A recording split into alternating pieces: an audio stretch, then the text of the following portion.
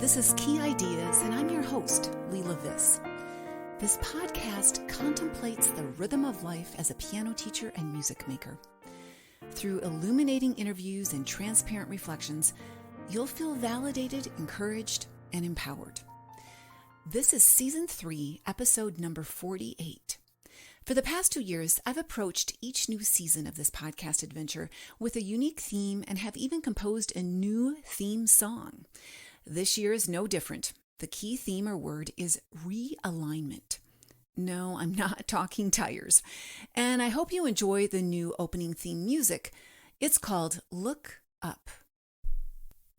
Before I continue, I want to acknowledge Tonara, a teaching tool that saved me during the pandemic and now has become a platform that I could not teach without. Head to the show notes for a free trial and a coupon code for 20% off. Last season, I suggested that we piano teachers replace a mindset of survival mode with one of revival. Most of us transported our studios online, which showed us that we can survive.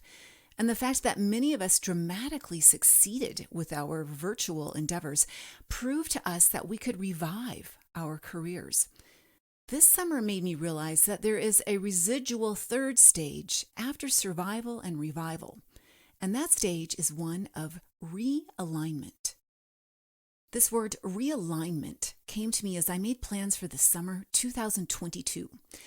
During the summer of 2021, I stacked private lessons on top of another on Monday through Wednesday, crowded them back to back, just like I did during the lockdown, so that Thursday and Friday could be reserved for writing a book and recording some podcasts. Although I enjoyed my students and even taught some organ lessons, the first 3 days of the week were so packed that many tasks spilled over into my Thursdays and Fridays, which were supposed to remain free from teaching duties. I rarely had the time or bandwidth I was looking for. And so this summer, I made a pact with myself to replace my default habit of teaching private lessons and paired lessons combined with off-bench time and return to offering summer camps like I did BC, before COVID. Before COVID, most likely you felt that you were on top of your teaching game. A full studio with students thriving at the keys. In hours, COVID brought all of us down several notches and even to our knees. Our desperation turned to determination, and eventually we settled into satisfaction with what we could do behind a screen. Just when we got comfy with a controlled environment, restrictions were lifted. We were free to move about the cabin, about the country, without masks. When we had just gotten used to complying to all the rules, we were granted freedom that pushed us out of our conformity zone. Did you sense it too? It felt like someone nudged me out of a virtual nest, and I forgot how to fly. Unfortunately, the global lockdown was preceded by a family trauma that shook me to my core. I repackaged my teaching onto a screen coaxed by a mindset of survival. I did what I could to stay afloat, the bare minimum. I know I'm not alone in this mindset of survival. Many of you experienced permanent and ambiguous loss while enduring a pandemic. We did what we could, dealing with heartaches and uncertainty. Our conformity led to new habits to get us by. James Clear, author of Atomic Habits, was interviewed by Brene Brown on her podcast Unlocking Us. He said something that struck a chord. Habits are a double-edged sword. Habits can either build you up or cut you down. It's important that we understand them so that we become the architects of habits and not the victims of them. Over the past year, it seems that I've accumulated habits that served me well, but are now holding me back. It's time to revisit the habits that suited my virtual adventure and align them with habits with a system that suits a post-pandemic studio. As James Clear puts it, you do not rise to the level of your goals. You fall to the level of your systems. This summer, I shook myself out of a trance of a pandemic teaching system. I did so by looking back at what worked BC, before COVID, and combined a fresh aspiration to add more margin in my life. One of the things I loved doing in the summer BC, before COVID, was to run summer camps.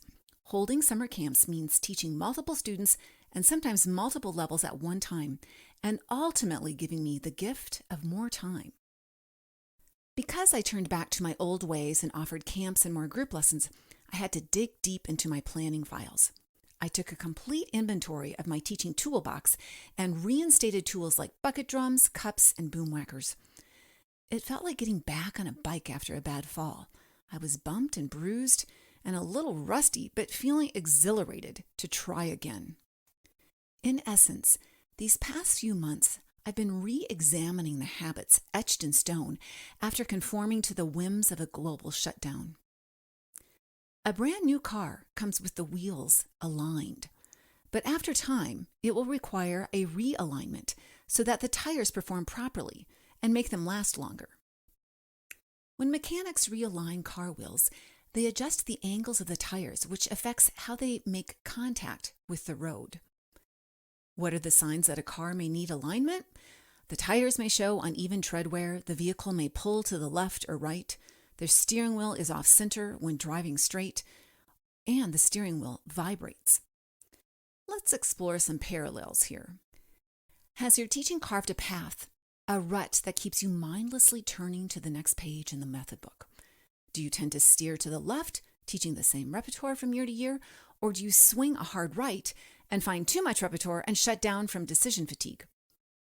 Do you feel like you're limping along but lopsided, steering one way yet going the other way? Is your creative bandwidth wearing thin? Do you struggle to push yourself out of these ruts so you can move forward and onward? Okay, one more. Do you need to be shaken out of your pandemic coma? This quote from James Clear gets at the heart of what I'm trying to say with all my mediocre metaphors. The quality of our lives depends on the quality of our habits. With the same habits, you'll end up with the same results. With better habits, anything is possible.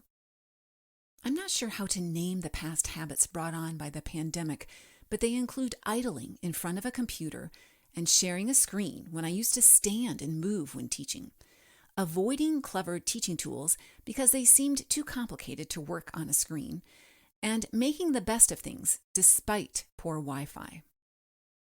I wouldn't necessarily call these bad habits.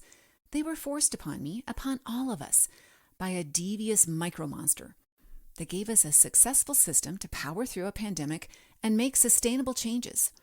And some teachers have skyrocketed because of the pivot they made during the pandemic. According to Clear, changes that seem small and unimportant at first will compound into remarkable results if you're willing to stick with them for years. Perhaps you know teachers who were open to the possibilities and successfully launched a brand new approach to their studio after the pandemic. For example, Kay Lowry, a Texas piano teacher, saw the positives of continuing online after the lockdown forced her to change directions. She generated tech-savvy flipped classroom resources that are now sold at lilavis.com. And her system of habits she developed during the pandemic empowered her to move closer to family in Oklahoma and maintain her studio roster by teaching exclusively online. Have you heard or seen or met Anna Fagan?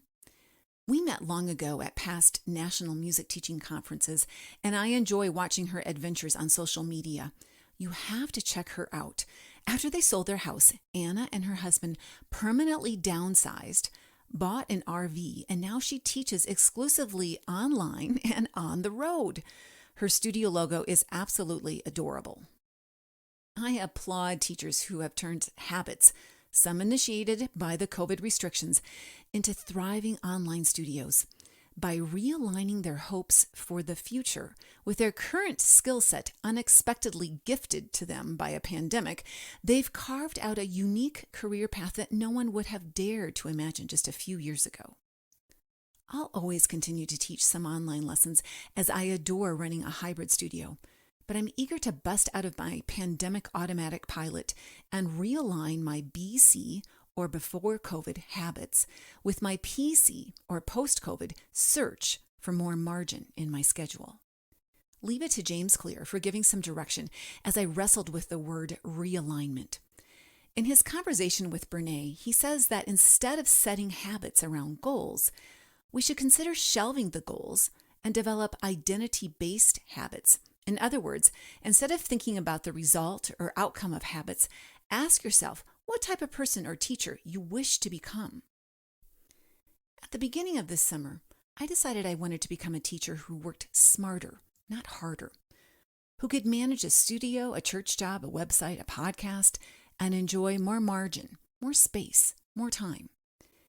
By replacing habits that worked well for me during the pandemic with fresh habits like holding summer camps and offering several group lessons in lieu of private lessons, I've come a tad closer to that identity like many people I admire who work smarter and not harder.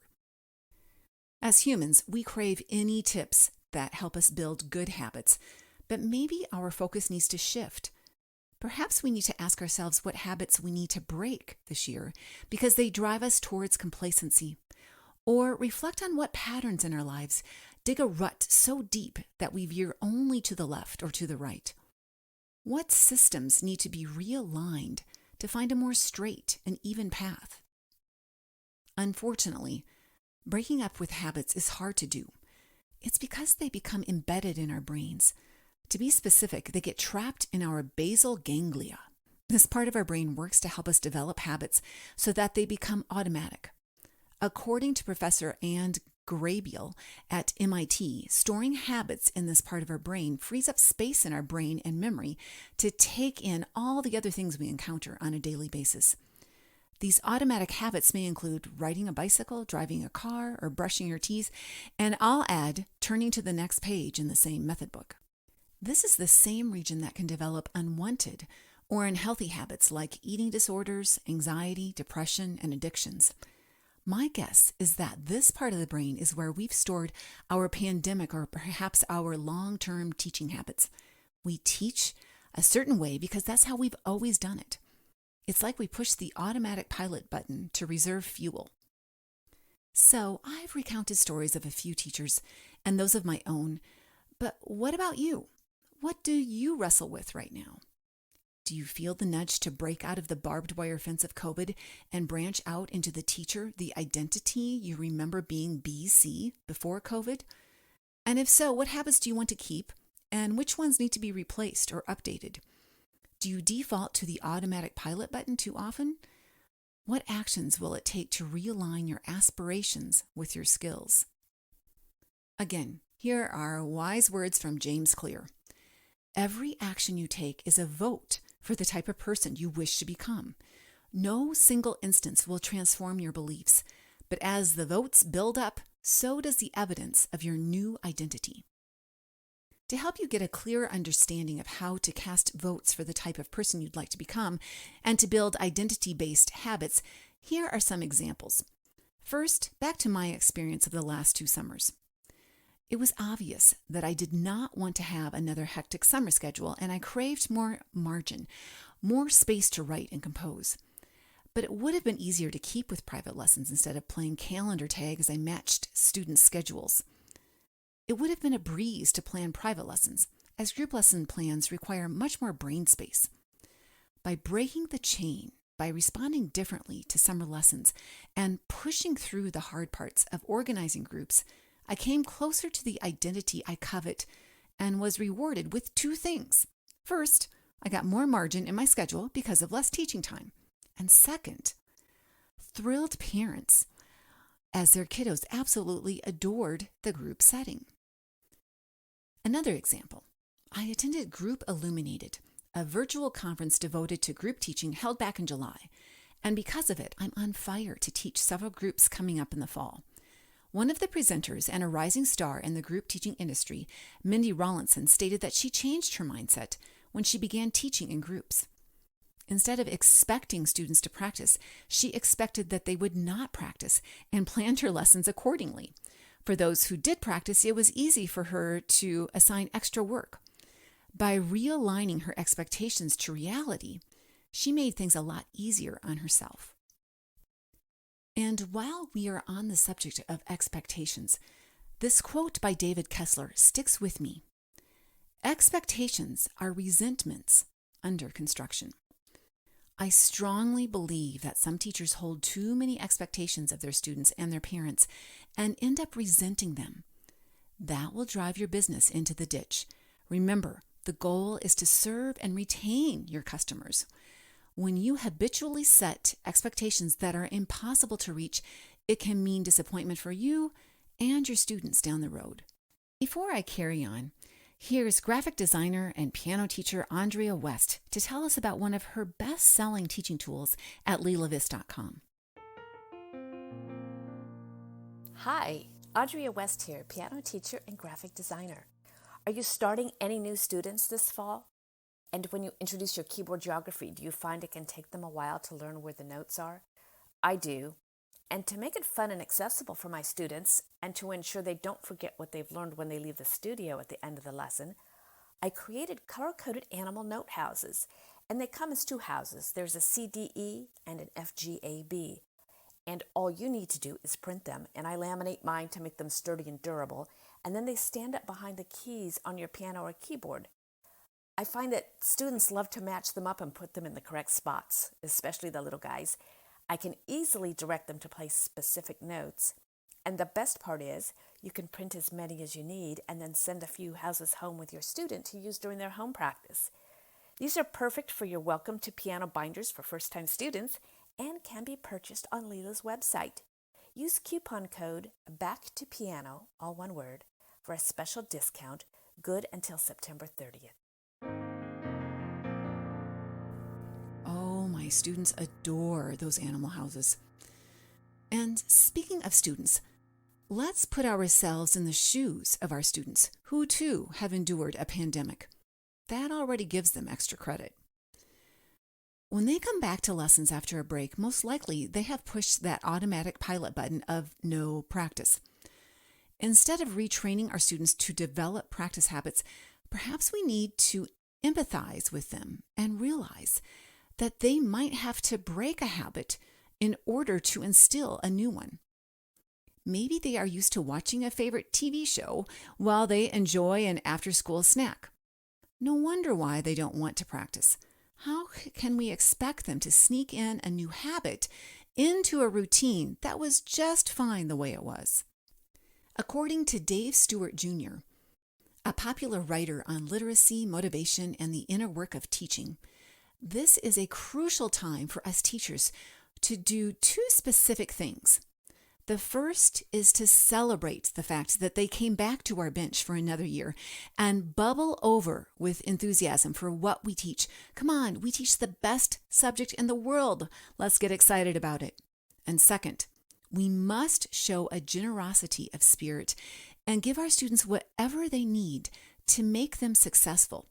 We must stop making assumptions that they know how to practice. We must teach them how. We can't assume they know how to learn effectively. We must teach them how.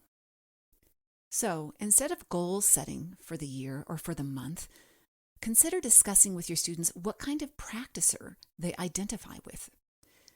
One who never has practiced before, one who plays, enjoys playing, but without intention, runs through favorite pieces, and calls it a day. One who practices, one who plays assigned pieces about 3 times and calls it a day. And one who makes progress, one who plays assigned pieces 3 times, aims to get the 3rd time perfect, and if not, plays it 3 more times until it is perfect. Once they've identified with one of these types of practicers, it's time for us to recognize their identity, realign our expectations, and empower them to change to the next stage or the next identity. Returning to lessons after a break of any length means a big change in our students' lives. According to Adam Grant, host of the podcast called Work Life, there are 3 things required for change in the workplace that I've adjusted for a studio setting. First, to instigate a life change, our students must grasp a vivid and positive picture of what it means to play piano and make music. This could be done by sharing videos of incredible music makers, like I include in my Get Inspired episodes. Second, change also requires a connection to what our students value. Perhaps the best way to learn what they value is to ask what kind of music they like and make sure they play music that sounds close to their preferences. And the last piece of advice Adam Grant gives when making changes, we must shrink the change. This ties in to the 3 practice identities that I mentioned before. For example, for some students, just getting them to at least play the piano for 5 days for 2 minutes is a win. It's a change in their schedule, but not a huge commitment. Once that habit is set in stone, then we can move them into the practice mode, where we encourage them to plug in repetitions. They begin to see that repeating something helps them play things better. And once students are sold on repetition, then step them into the progress mode, where they not only play a piece 3 times, but aim to play it with 0 errors 3 times in a row. Shifting students' habits may be easier if you invite them to join in and observe the process. They'll learn to be more self-aware of what practice mode they use from day to day. When you head to the show notes, there's a PDF called a practice rating chart that you can download and share with your students. It asks them to track their practice over 4 weeks. By the way, this would be an ideal chart to use prior to using my effective practice tracker. I'll include a link to that in the show notes too. On this practice rating chart, there are slots for 5 days each week, and each day the pianist records their practice mode. If they don't play the piano, they write in a 0. They write in 1 if they played, 2 if they practiced, and 3 if they made progress. It's important that you keep your judgment to yourself as they record their practice modes. If you begin to bash their efforts, they'll shut down the process. Instead, give them a vote of confidence and empower them to become self-aware and the instigator of stronger practice habits. Is there a guarantee that in 1 month, students will rise to the progress identity? Nope. Is there a guarantee that in 1 month, students will have established rock star practice habits? Nope. In fact, when asked how long it takes to build a habit, James Clear says forever, because if you stop doing it, it's no longer a habit. I guess that's good news for those of us stuck in undesirable habits. All we need to do is stop. Easier said than done. So back to the word realignment. Notice I didn't choose alignment. I selected realignment for a reason. It's defined as a change or restoration to a new and improved state. If this word resonates with you, let me know. I'm eager to hear what pandemic habits you are keeping, which ones you're dumping, and which ones you're replacing with fresh habits to realign the state of your life and your studio. Don't forget to head to the show notes where there are links to the Brene Brown interview with James Clear on her podcast, Unlocking Us, and Adam Grant's Work Life podcast episode that I mentioned. And remember to grab the practice rating chart and try it out with your students. I'd love to hear how it goes. I'm going to try it with my students for the first time this fall. I leave you with this quote from James Clear. Every action you take is a vote for the type of person you wish to become.